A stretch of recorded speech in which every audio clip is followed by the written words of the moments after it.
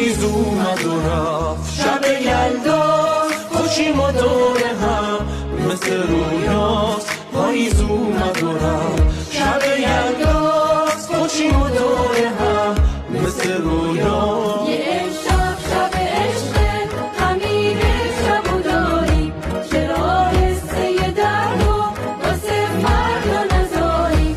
یه امشب شب عشقه، همین شب و داری، چرا حسه درد و واسه فردا نذاری.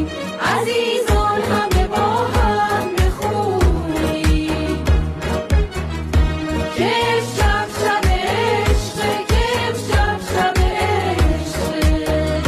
بخندیم و بخونیم بدونیم که امشب شب عشقه، که امشب شب عشقه.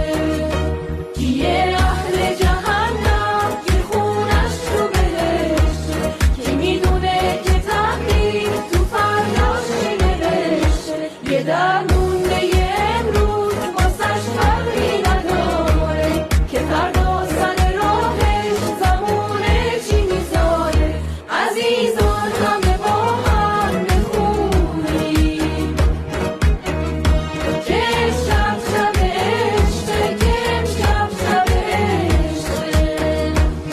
پاییز اومد و رفت، شب یلدا خوشیم و دور هم مثل رویاست. پاییز اومد و رفت، شب یلدا خوشیم و دور هم مثل رویاست. زمون رنگارنگش شب و روزش یکیست، خوشی دووم نداره غمش همیشگیست. اگه فردا برامون پر از صلح و صفا بود، چه خوب بود که تو دنیا یه فردا حال ما بود. عزیزان همه با هم بخونیم که امشب شب عشقه، که امشب شب عشقه.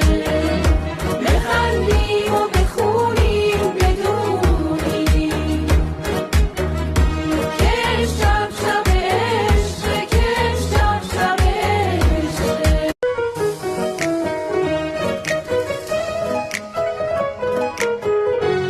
اینو بفرست برای اولین نفری که تو ذهنت اومد. از خدا میخوام تو این شب‌های یلدا